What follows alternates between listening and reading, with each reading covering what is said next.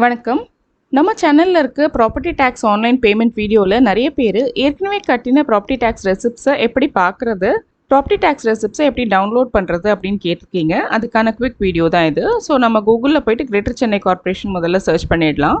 பண்ணிவிட்டு இங்கே இருக்க லிங்க்கை கிளிக் பண்ணிவிடுவோம், ஃபர்ஸ்ட் வர லிங்க்கை. ஸோ நம்ம சென்னை கார்ப்பரேஷனோட பேஜ் வந்தாச்சு.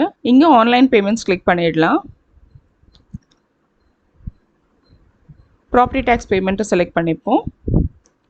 So property tax online payment இதை கிளிக் பண்ணிக்கோங்க.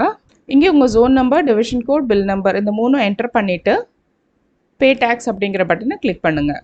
எல்லா டீட்டெயில்ஸும் என்டர் பண்ணிவிட்டு பே டேக்ஸ் பட்டனை இப்போ கிளிக் பண்ணிடலாம். பே டேக்ஸ் பட்டன் கிளிக் பண்ண உடனே கீழே ஸ்க்ரால் டவுன் பண்ணிங்கன்னா நம்மளோட ப்ராப்பர்ட்டி டீட்டெயில்ஸ், டேக்ஸ் டீட்டெயில்ஸ் எல்லாமே டிஸ்பிளே ஆகும். இங்கே 3 பட்டன்ஸ் பார்க்குறீங்க இல்லையா?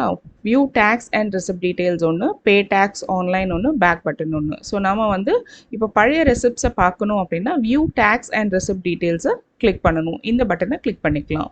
ஸோ நம்ம ஏற்கனவே கட்டியிருக்க எல்லா ரெசிப்ட்ஸும் இங்கே டிஸ்பிளே ஆகும். இங்கே இருக்க இந்த லிங்க்கில் நம்ம கிளிக் பண்ணிக்கலாம். ரெசிப்ட் நம்பர்னு இருக்குது. அந்த லிங்க்கை கிளிக் பண்ணிங்கன்னா அந்த பர்டிகுலர் ரெசிப்ட் உங்களுக்கு ஓப்பன் ஆகும். ஸோ இதில் இருக்க ஏதாவது ஒரு ரெசிப்ட் நம்ம கிளிக் பண்ணலாம்.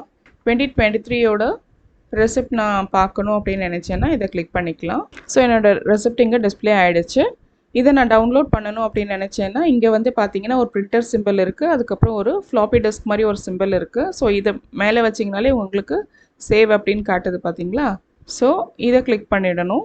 இதை கிளிக் பண்ணிவிட்டு நம்மளோட லேப்டாப்லேயோ கம்ப்யூட்டர்லேயோ நீங்கள் எந்த ஃபோல்டரில் இதை சேவ் பண்ணணும்னு நினைக்கிறீங்களோ அந்த லொக்கேஷன் நீங்கள் செலக்ட் பண்ணிக்கோங்க. நான் டெஸ்க்டாப்லேயே சேவ் பண்ணி காட்டுறேன். ஸோ டெஸ்க்டாப் எடுத்துப்போம். இங்கே நான் இந்த ஃபைலுக்கு ஒரு நேம் கொடுக்குறேன். ஸோ 2023யோட ரெசிப்ட் இல்லையா, அதனால் நான் 2023 ரெசிப்ட்னு கொடுக்குறேன்.